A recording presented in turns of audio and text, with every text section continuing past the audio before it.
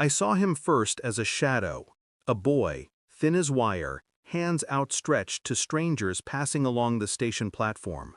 His voice cracked with hunger. His face, too familiar to dismiss, my nephew. I pushed through the crowd, heart thudding with an unease I couldn't name. His clothes were filthy, his body frail. He looked up at me, recognition flickering like a dying flame, and whispered, "Please, food."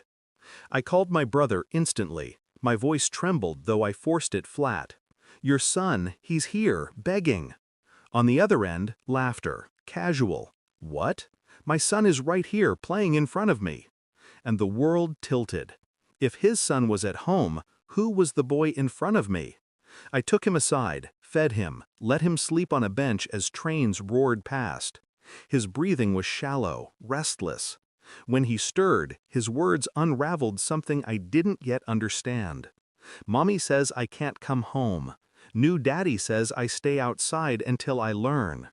A sentence, simple, but it carried the stench of something calculated, cruel. I didn't question him further. Children don't invent torment like that. At home, my brother lived in ignorance, or in a lie he desperately wanted to believe. A healthy child in his living room, a wife who smiled too easily, a home that looked unbroken on the surface. Two versions of the same boy. The math didn't add up. That night, I stared at the ceiling, every detail replaying. My brother's laugh on the phone, the boy's gaunt eyes, the word daddy used twice for two different men. Betrayal has a way of hiding in plain sight. I could feel it pulsing beneath the surface, waiting for me to cut deep enough to expose it. I began quietly. Documents, records, a trail most people overlook because they don't want the truth. The birth certificate, blurred, altered, but not well enough. Hospital records told another story, dates misaligned, signatures forged.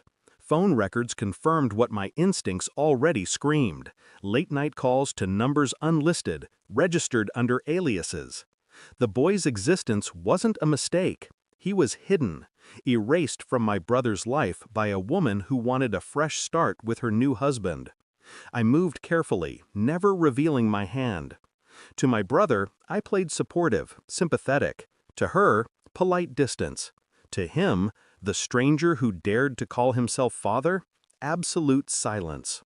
All while I gathered threads. One evening, I followed. I saw her at the edge of town, slipping into a house where the boy already waited. I watched through the windshield as she greeted him like property, not child. A command, not affection. The man beside her nodded, approving. That was when the final piece clicked into place.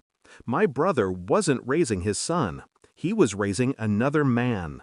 And the boy I had found starving wasn't abandoned. He was discarded. I didn't storm in. I didn't shout. I waited until the paperwork arrived. DNA results, clear and irrefutable. When I finally stood in their living room, my brother smiled, unaware. His wife's face froze the moment she saw the envelope in my hand. I laid it on the table, said nothing. He opened it slowly. His eyes scanned the lines, confusion turning to horror. He looked at her, she looked at me. Silence stretched until it snapped. Her excuses spilled out, half-baked lies about mistakes, about the past, about needing to protect him. My brother shook his head, pale, broken. The other man wasn't there, but his shadow filled the room. Every line on that paper exposed what she had buried for years. And I just watched, detached, because I already knew. I told her the truth with the precision of a blade. You didn't just betray him, you rewrote his life. You gave him another man's son and smiled while he raised him. And when the truth threatened to surface, you discarded the one who carried the proof, the boy you abandoned at a train station. She tried to argue, her voice cracked. I slid the second envelope across the table. Custody filings, already in motion, with the evidence attached. Lawyers ready, social workers informed. Her face collapsed. The boy she tried to erase would now be the very proof that destroyed her. My brother sat in silence, staring through her. His silence hurt her more than any words I could deliver. I didn't stay to watch her beg. I didn't need to. The truth had already done what I came for. Later, I stood outside, the night air sharp in my lungs.